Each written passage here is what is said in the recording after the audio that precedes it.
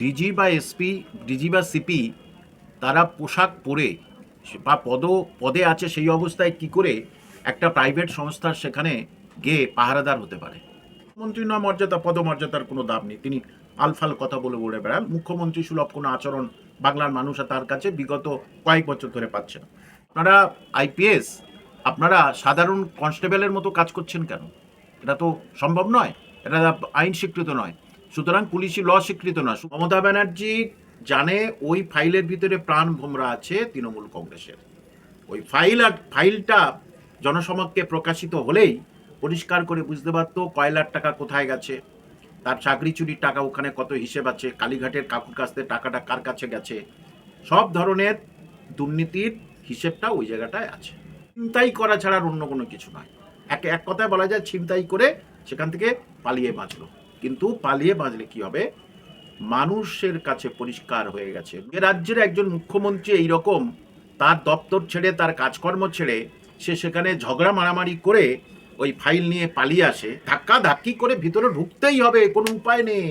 কারণ ফাইলটা যদি ওদের হাতে চলে যায় তাহলে তো একদম বিরাট কেলোর কীর্তি হয়ে যাবে। সেই জন্য এই কাজটা করতে বাধ্য হল। মুসলমানদের ওয়াকফ নিয়ে যখন মুসলমানরা রাজ্যে আন্দোলন করেছিল তখন বলেছিল দিল্লি যাও। তাহলে ইডির দপ্তর তো এখানে নয়, ইডি দপ্তর তো দিল্লি। তুমি সেখানে দিল্লিতে গিয়ে তোমরা আন্দোলন করো, বুঝবে। ওখানে যে আন্দোলন করেছিল চাংদলা করে আমাদের টাকা, আমাদের টাকা ছাড়া তো অন্য কোনো কারণ নেই। কয়লা চুরি, তেল চুরি, মুখ চুরি, মাটি চুরি, সব কোনো তো চুরি ছাড়া কোনো কিছু এখন নেই, কোনো চুরি ছাড়া কিছু নেই। বর্ষে সব জায়গায় তথা পৃথিবীতে 100 মিটারের শ্যুট হয়, রিলে রেস হয়, এটা দেখেছি। এখানে দেখা যাচ্ছে ব্যালট বক্সটা নিয়ে কে কত জোরে ছুটতে পারে, সেই এখন রেস এই পশ্চিমবঙ্গে শুরু হয়েছে। ব্যালট বক্স নিয়ে আগের বারে ছুটে চলে মুসলমানরা মমতা ব্যানার্জিকে আর এই মুখ্যমন্ত্রীর হিসাবে চাচ্ছে না। তারা মুখ্যমন্ত্রী ছাড়া যে কোনো কাউকেই মুখ হিসাবে চাচ্ছে সামনের 2025-এর 26-এর ইলেকশনে। হুমায়ুন কবির শুধু ভারতবর্ষে না, অল ইন্ডিয়া কিন্তু হুমায়ুন কবির এখন ফেমাস হয়ে গেছে। সুতরাং সেই জন্যেই মমতা ব্যানার্জি আতঙ্কে ভুগছে। তো নওশাদ একটা সিট পেয়েছে, আরও 3-4টে সিট পেত। সঙ্গে জোটে যদি না আসে তাহলে কিন্তু ওই জায়গাটা এমন একজনকে আমরা সিলেকশনে রেখে দিয়েছি, সে 50, 60, 70, 1 লাখ ভোট পেতে পারে। ঘাটের কাকুর এখনো পর্যন্ত গলার স্বর পরীক্ষা হলো না, ইডির আমদানি ছিল। কেন হলো না? মাথাটা কোথায় আছে, কেন আপনারা বার করলেন না? সুতরাং এই রহস্য কিন্তু ঘনীভূত ছিল মানুষের মধ্যে। সেই রহস্যটা পুরো হয়ে গেল ওদিন, প্রমাণিত হয়ে গেল যে মমতা ব্যানার্জির হাত থেকে ফাইল কেড়ে নিলেন না কেন। সুতরাং মমতা ব্যানার্জির ইডি সিবিআই কিছু করবে না, পিছনে কোনো ছক থাকলেও থাকতে পারে। মানুষ ওকে 26-এ আর চেয়ারে বসতে দেবে না। সুপ্রিম কোর্টের রীতিমতো ডিজিকে অপসারণের দাবি তুলেছে ইডি। এই বিষয়টা আপনি কিভাবে দেখছেন? এখন সঠিক কথা বলেছেন। ডিজি বা এসপি, ডিজি বা সিপি তারা পোশাক পরে বা পদে আছে সেই অবস্থায় কি করে একটা প্রাইভেট সংস্থার সেখানে গিয়ে পাহারাদার হতে পারে? তাদের তো উর্দির দাম আছে, তাদের তো মর্যাদার দাম আছে। মুখ্যমন্ত্রী না মর্যাদা, পদমর্যাদার কোনো দাম নেই, তিনি আলফাল কথা বলে বলে বেড়ান। মুখ্যমন্ত্রী সুলভ কোনো আচরণ বাংলার মানুষ তার কাছে বিগত কয়েক বছর ধরে পাচ্ছে না। তাহলে কি জন্যে, কার স্বার্থে আপনারা শপথ নিয়েছেন, আইপিএস হয়েছেন, শপথ নিয়েছেন সঠিকভাবে কাজ করবেন, দুর্নীতির আশ্রয় নেবেন না, তাহলে কেন একটা প্রাইভেট সংস্থার সেখানে গিয়ে আপনারা পাহারাদার হলেন? সেই প্রশ্নের উত্তর ডিজি এবং সিপি দিতে পারবে না। সুতরাং ইডি যা পদক্ষেপ নেবে সেটা একদম সঠিক পদক্ষেপ, সঠিক পদক্ষেপ। যে আপনারা আইপিএস, আপনারা সাধারণ কনস্টেবলের মতো কাজ করছেন কেন? এটা তো সম্ভব নয়, এটা আইন স্বীকৃত নয়, সুতরাং পুলিশি ল স্বীকৃত নয়। সুতরাং যা করেছে সেটা সঠিক করেছে। ইডির আইনজীবী প্রশ্ন তুলেছেন যে সেখানে তো মমতা বন্দ্যোপাধ্যায় নিজে বলেছেন যে তিনি একজন চেয়ারম্যান হিসাবে, একটা পার্টির চেয়ারম্যান হিসাবে সেখানে উপস্থিত ছিলেন, তাহলে সেখানে ডিজি এবং পুলিশের অন্যান্য আধিকারিকরা কি করছে? এটাই পরিষ্কার কথা। তাহলে যে পার্টির চেয়ারম্যান অভিষেক, তার পিছনে কি তাহলে সাধারণ সম্পাদক, তার পিছনে তাহলে সিপিআর ডিজি ছুটবে, সবসময় ছুটবে? তাহলে নিজেদের কথায় নিজেরা খেলাপ করছে। অর্থাৎ মমতা ব্যানার্জি জানে ওই ফাইলের ভিতরে প্রাণ ভোমরা আছে তৃণমূল কংগ্রেসের। ওই ফাইলটা জনসমক্ষে প্রকাশিত হলেই পরিষ্কার করে বুঝতে পারতো কয়লার টাকা কোথায় গেছে, তার চাকরি চুরির টাকা ওখানে কত হিসেব আছে, কালীঘাটের কাকুর কাছ থেকে টাকাটা কার কাছে গেছে, সব ধরনের দুর্নীতির হিসেবটা ওই জায়গাটায় আছে, একদম পরিষ্কার। যতই বলুক যে আমাদের এমএলএ কে কোথায় দাঁড়াবে সেই লিস্ট চুরি করতে এসছে, আর কিছুদিন পরে তো কে কোথায় দাঁড়াচ্ছে জানতে পারবে। তাহলে মানুষকে জানিয়ে দিন টাকা চুরিগুলো, কয়লা চুরি, টাকা চুরি, এই চুরি, আমাদের চাকরি চুরি, এই টাকাগুলো কোথায় গেল, সেইটা কি ওইটা হিসেব ছিল? নিশ্চয়ই এত গুরুত্বপূর্ণ ছিল এবং তৃণমূল কংগ্রেসের পুরো কঙ্কাল বার হয়ে আসতো, দুর্নীতির একেবারে আপাতমস্তক সেটা জনসমক্ষে হয়ে যেত। সেই জন্যে কেউ বলেছিল চলে যাও, তাড়াতাড়ি চলে যাও এখান থেকে, এই ফাইলটা নিয়ে তুমি পালিয়ে আসবে। এবং ছিনতাই করা ছাড়া অন্য কোনো কিছু নয়, এক কথায় বলা যায় ছিনতাই করে সেখান থেকে পালিয়ে বাঁচলো।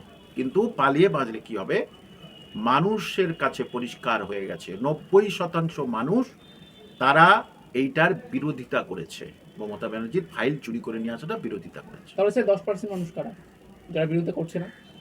যারা সকালে উঠেই তোলা তুলে খায়, কি খাবে জানে না, হ্যাঁ, মানে তৃণমূল কংগ্রেসটাকে ধরে তারা বেঁচে আছে। আবার তৃণমূল কংগ্রেসকে যারা পেশা হিসাবে নিয়ে নিয়েছে পুরো, হ্যাঁ, এটা একটা আমাদের কিছু করতে হবে না, এই পার্টিটার মধ্যে একটু রংবাজি করলে, একটু তোলা তুলে দিলে, হ্যাঁ, চাঁদা তুলে দিলে, এই করে দিলে আমার হচ্ছে কি এটা আসবে, মানে আমার চাকরিটা থাকবে, এইরা হচ্ছে 10%। ইডির অফিসাররা এমন অভিযোগ করছেন যে মুখ্যমন্ত্রী তাদের নিজস্ব মোবাইল ফোন পর্যন্ত নিয়ে গেছেন। এটা একজন বাংলার মুখ্যমন্ত্রীর পক্ষে কতটা শোভাদায়ক? একদম শোভাদায়ক নয়। আমি তো বললাম যে ভারতবর্ষের ইতিহাসে এইরকম মুখ্যমন্ত্রী বাংলা মানে ভারতবর্ষের মানুষ না দেখে। কারণ আমাদের বাঙালিদের কাছে এটা চরম অপমান। আমরা বাইরে গেলে আর বাঙালি হিসাবে বাঙ্গাল এটা আর আমরা বলতে পারি না, আমাদের খুব কষ্ট হয় এবং লজ্জা লাগে, কারণ মেরে বসবে আর কি, যে রাজ্যের একজন মুখ্যমন্ত্রী এইরকম তার দপ্তর ছেড়ে, তার কাজকর্ম ছেড়ে সে সেখানে ঝগড়া মারামারি করে ওই ফাইল নিয়ে পালিয়ে আসে, ধাক্কা ধাক্কি করে ভিতরে ঢুকতেই হবে, কোনো উপায় নেই। কারণ ফাইলটা যদি ওদের হাতে চলে যায় তাহলে তো একদম বিরাট কেলোর কীর্তি হয়ে যাবে, সেই জন্য এই কাজটা করতে বাধ্য হয়। ইডি সুপ্রিম কোর্টে এমনও জানিয়েছে সেখানে পুলিশের উচ্চ আধিকারিকরা তাদের নিজস্ব ড্রেস পরা অবস্থায়, ইউনিফর্ম পরা অবস্থায় সেখানে ধর্নায় বসে গেছে। তাহলে এটা কতটা মানে কোন অবস্থায় পৌঁছালে এটা সম্ভব স্যার? দেখুন, ব্যাপার হচ্ছে তারা মুখ্যমন্ত্রী যা বলে তাই শোনে, হ্যাঁ, আর মুখ্যমন্ত্রী তো নিজের স্বার্থ ছাড়া অন্য কোনো জায়গায় ধর্নায় বসে না, হ্যাঁ। এই যে ইডি এইসব নিয়ে তারপরের দিন এখানে মিছিল করলো না, ইডি নিয়ে মিছিল করলো, ওনাকে আমি প্রশ্ন করছি উত্তরটা যেন দিয়ে দেয় এখানে, বা পার্টির কেউ দিয়ে দেয়। মুসলমানদের ওয়াকফ নিয়ে যখন মুসলমানরা রাজ্যে আন্দোলন করেছিল তখন বলেছিল দিল্লি যাও, তাহলে ইডির দপ্তর তো এখানে নয়, ইডি দপ্তর তো দিল্লি, তুমি সেখানে দিল্লিতে গিয়ে তোমরা আন্দোলন করো, বুঝবে ওখানে যে আন্দোলন করেছিল চাংদলা করে, কিন্তু সেটা হোম মিনিস্ট্রির বাইরে, যেটা হোম মিনিস্ট্রি আন্ডার ইডি পড়ে না, তাহলে সেখানেই যাবে। তুমি মুসলমানদের ভোটে জিতে আসবে, মুসলমানদের ভোটে তুমি জিতে আসছো, একদম পরিষ্কার কথা, তাহলে সেই মুসলমানদের আত্মার সঙ্গে জড়িত ওয়াকফ আন্দোলন তারা করছে, তাদের তুমি কেন্দ্রীয় সরকারের কোনো বিরোধিতা তুমি করনি, আর তাদের এখানে ন্যূনতম গণতান্ত্রিক পথে আন্দোলন করতে দাওনি, আর তুমি এখানেই আন্দোলন করবে কোন ভাষায়, কোন মুখ্যমন্ত্রী সুলভ আচরণে, অর্থাৎ ওনার কাজকর্ম কথাবার্তা অগণতান্ত্রিক, অসামাজিক, অনীতিমূলক। আরেকটা বিষয় স্যার, এই আজকের মামলাটিতে কপিল সিব্বাল, মানু সিংভি এবং কল্যাণ ব্যানার্জি নিজেও আছেন। এই এত টাকা আসছে কোথা থেকে? আমাদের টাকা ছাড়া তো অন্য কোনো কারণ নেই। কয়লা চুরি, তেল চুরি, মুখ চুরি, মাটি চুরি, সব কোনো তো চুরি ছাড়া কোনো কিছু এখন নেই, কোনো চুরি ছাড়া কিছু নেই। তো এই যে চুরি, এখানে দেখা যাচ্ছে জানেন তো যে ভারতবর্ষের সব জায়গা তথা পৃথিবীতে 100 মিটারের শ্যুট হয়, রিলে রেস হয়, এটা দেখেছি। এখানে দেখা যাচ্ছে ব্যালট বক্সটা নিয়ে কে কত জোরে ছুটতে পারে, সেই এখন রেস এই পশ্চিমবঙ্গে শুরু হয়েছে।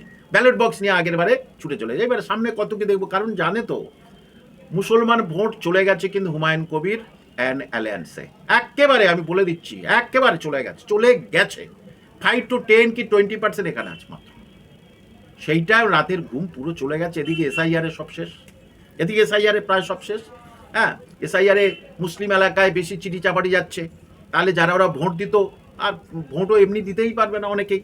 সুতরাং এই জন্যেই উনি দেখেছেন যে আমার আর কি হবে, আমি আদৌ থাকতে পারবো না, সেটা ভেবে নিয়েছে, তাই ওইটা নিয়ে আবার পালিয়ে গেল। কিন্তু স্যার বিরোধী সূত্রে খবর যে নওশাদ সিদ্দিকী তিনি মমতা বন্দ্যোপাধ্যায়ের সঙ্গে জোট বাঁধছেন, তো সেই দিক থেকে কি মমতা বন্দ্যোপাধ্যায় কিছুটা সুরক্ষিত মনে করছেন? আরো জিরো, আরো খারাপ। যারা মুসলমান সেন্টিমেন্ট জানে না, মূর্খতার সঙ্গে উত্তর দেয়, তাদেরকে আমি বলছি মুসলিমদের সেন্টিমেন্টটা জানুন।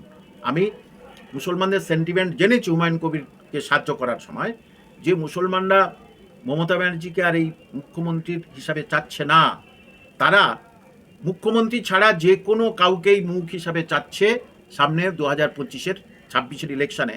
সুতরাং নওশাদ সিদ্দিকী যদি ওখানে যায় তাহলে ভাঁড়ের লোকজন ওকে হারিয়ে দেবে। আর আমাদের ক্যান্ডিডেট রেডি আছে, একদম আমি বলে দিচ্ছি, আমাদের ক্যান্ডিডেট রেডি আছে ওখানে দাঁড় করানোর জন্য। সে যে ভোটে ওই নওশাদ যেতে তার থেকে 10,000 ভোট বেশি পাবে, এমন একজন জনপ্রিয় ওখানকার, তাকে আমরা সিলেক্ট করে রেখে দিচ্ছি। যদি জোট তৃণমূলের সঙ্গে করে তাহলে সারা পশ্চিমবঙ্গের মুসলমানরা নওশাদ সিদ্দিকী থেকে মুখ ঘুরিয়ে নেবে। কারণ ভাঙড়ে তৃণমূলের লোকজনের হাতে মার খেয়েছে আইএসএফ এর লোকজন, সেটা তারা কিন্তু ভোলেনি।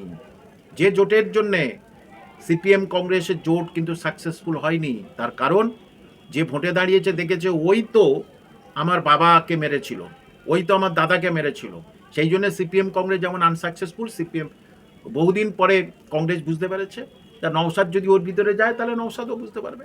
কারণ মুসলমানরা এক হওয়ার চেষ্টার মধ্যে আমরা আছি, মুসলমানদের এক করব।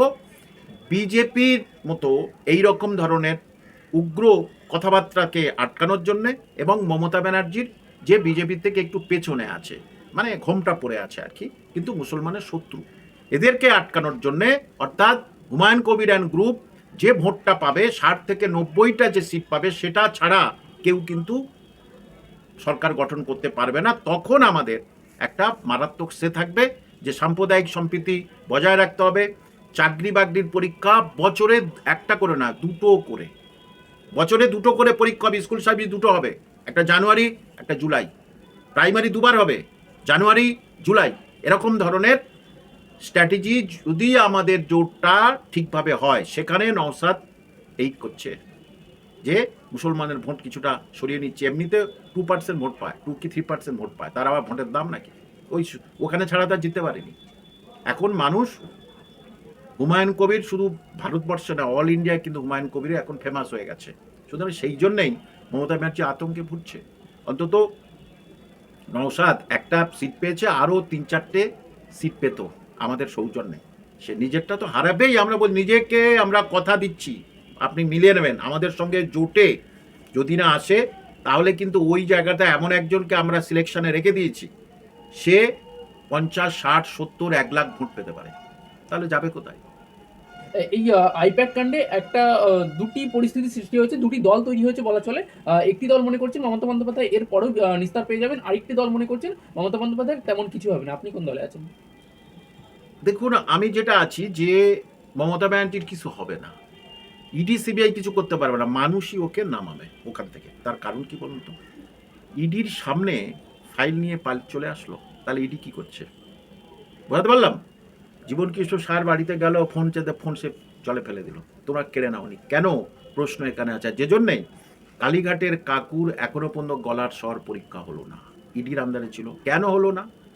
মাথাটা কোথায় আছে, কেন আপনারা বার করলেন না? সুতরাং এই রহস্য কিন্তু ঘনীভূত ছিল মানুষের মধ্যে। সেই রহস্যটা পুরো হয়ে গেল ওদিন, প্রমাণিত হয়ে গেল যে মমতা ব্যানার্জির হাত থেকে ফাইল কেড়ে নিলেন না কেন। সুতরাং মমতা ব্যানার্জির ইডি সিবিআই কিছু করবে না, পিছনে কোনো ছক থাকলেও থাকতে পারে। মানুষ ওকে 26-এ আর চেয়ারে বসতে দেবে না।